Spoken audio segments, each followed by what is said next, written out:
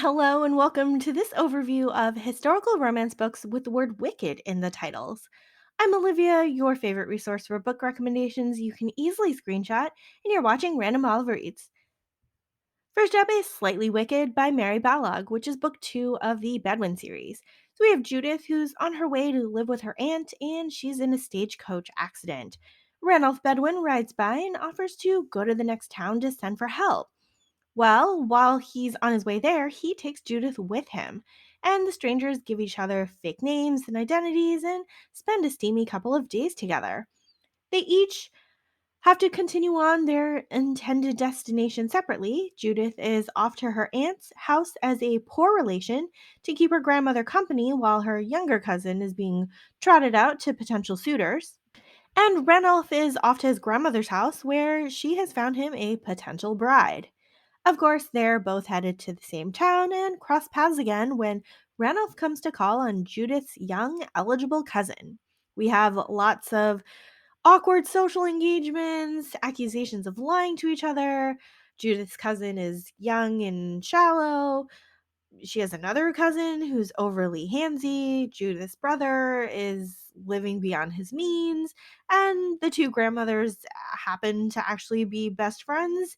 A lot going on, but still totally fun. Next is When She Was Wicked by Anne Barton, which is book 1 of the Honeycoats series. Annabelle Honeycoat is an impoverished seamstress with a deathly ill mother and younger sister to support. While working at the dress shop, she overhears gossip and uses the information to extort money. One of her victims, Owen, is a handsome duke and catches her at the drop point and threatens to expose her. But he starts to feel bad for her instead and brings her home as an indentured servant to make dresses for his sisters. There's a bunch of miscommunication and secrecy between this couple, mixed with a healthy dose of social class difference. But the Instalust is really fun to read, and this book was a fun setup to the rest of the series with all of those sisters to find matches for. A Wicked Game by Kate Bateman is book 3 of the Ruthless Rival series. Now, the Davies and Montgomery families have been rivals for centuries, but it's a friendly sort of rivalry where the kids play together growing up and they mostly just bicker with each other. Now, when Morgan is ready to go out to sea as a naval officer, Harriet gives him a reason to come back by allowing him 3 kisses if he survives and returns. A few years later, he survives torture and imprisonment and decides that he wants only one thing when he returns. He wants Harriet's hand in marriage. Of course, with their history of fighting and daring each other, he knows that she won't believe him if he proposes outright or just like courts her as he normally would. So he plans to seduce her and wear her down. This book was fun and low angst between our two rivals, aside from a few little brushes with dastardly villains. Overall, I like seeing Morgan's scheme to bring Harriet into his arms and her trying to resist him. Also, I loved that both of their families were supportive of the match and they knew that these two people loved each other before even they did. Duke Most Wicked by Lenora Bell is book 3 of the Wallflowers vs. Rogues series. Viola has had a massive crush on her employer for as long as she has known him. She's the music teacher to his 5 sisters, and she is completely enamored of West, even with his wicked ways. When he realizes that his behavior has tarnished his sisters' reputations, he seeks to make amends by finding a wealthy heiress to marry and to look for suitors for his sisters. Viola is extra protective of the sisters and argues with him on their behalf.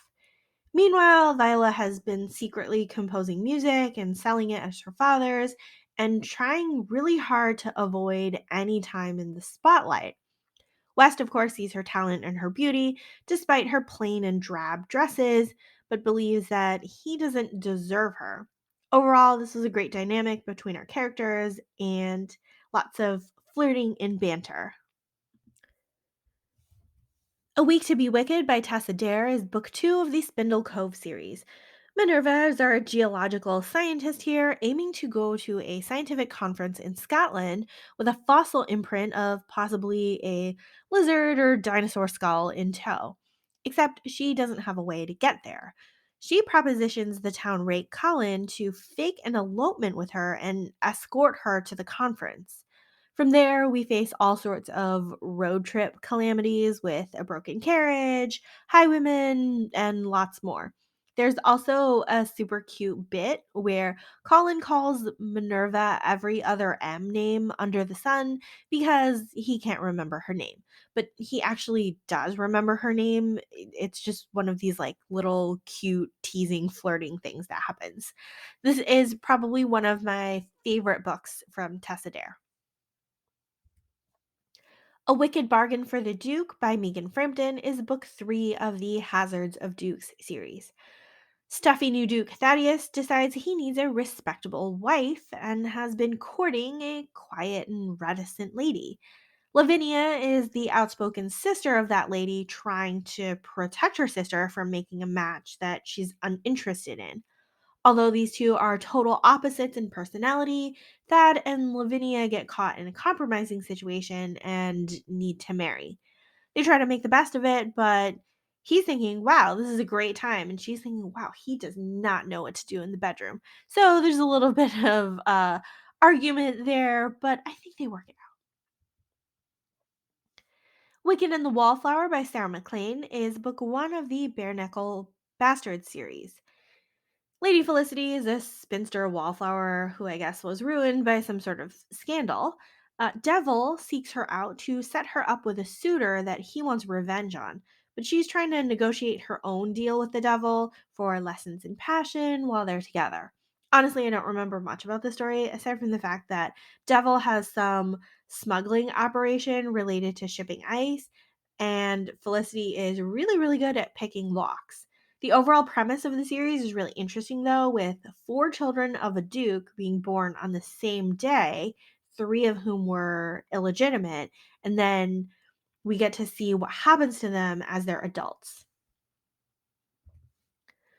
To Wed a Wicked Earl by Olivia Parker is book 2 of the Devine and Friends series. This book picks up at the end of the previous book where Charlotte, who was a contender for like a bride hunt situation, she was not selected as the bride for the man that she's had a crush on for many, many years.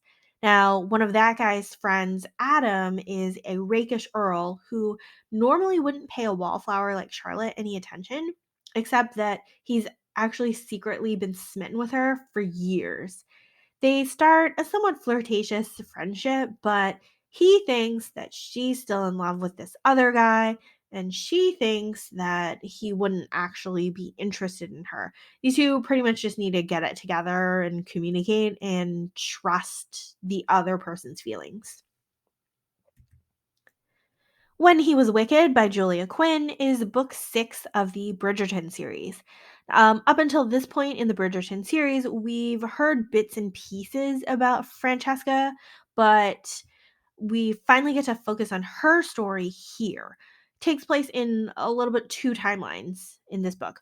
She marries John, the Earl of Kelmartin, pretty much her first season out on the marriage mart, but he tragically dies in his sleep, leaving her a widow at the age of 22.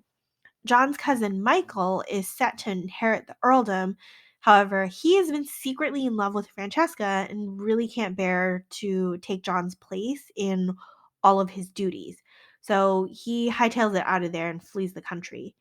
Meanwhile, while Michael is out of the country, Francesca is basically the steward of the earldom and mourning her husband. Eventually, when she finds herself longing for a baby, Francesca decides she wants to remarry, but she still loves her husband, so she's not looking for a love match the second time around.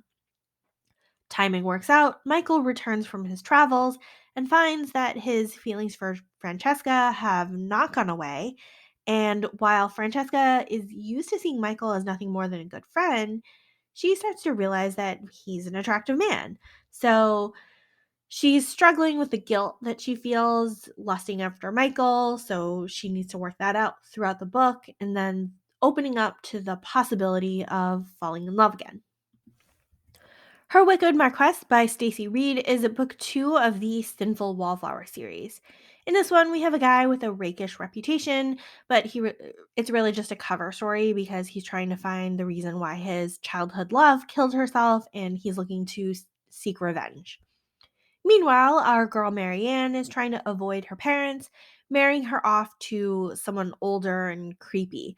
So she spread a rumor about herself about getting ruined by Nicholas so that she doesn't have to marry the creepy old guy. Unfortunately, Nicholas has enemies, so now she has made herself a target and he has to protect her. It's actually really interesting and fun seeing these two get to know each other under these circumstances. He like sneaks into her room at night and they talk and play chess and really develop a deep and meaningful relationship. But of course, he's working on his whole revenge thing, so there's no time for love and all of that. Wicked in His Arms by Stacey Reid is book 2 of the Wedded in Scandal series. This is high drama in a book here. Olivia is the stepdaughter of a viscount who has been sort of running wild in the country and now sent off for ladylike lessons with the neighboring countess. She's mostly trying to avoid her stepbrother's disgusting advances. While she's staying with the Countess, she catches the eye of Tobias, who is the Countess's son and current Earl. He doesn't want anything to do with her because she's improper and he tries to avoid her. He has his own issues with trying to avoid passionate feelings and scandal because of his family history and reputation. Well, that doesn't actually work out since they get caught in a compromising situation and then have to get married. So then they have to figure out how to actually be married to each other. The Wicked Wallflower by Tracy Sumner is book 3 of the Duchess Society series. Pippa, who is a duke's sister, has an unhealthy attraction to her brother's friend Xander, who is a rogue and ex smuggler. After running into each other enough times, they finally give in to the attraction, even though Xander is working through his feelings of not being worthy and swearing off love. It's a fun adventure for Pippa and Xander. They just keep staring at each other and meeting up, but finally, they do have to figure things out and whether they will make this attachment permanent.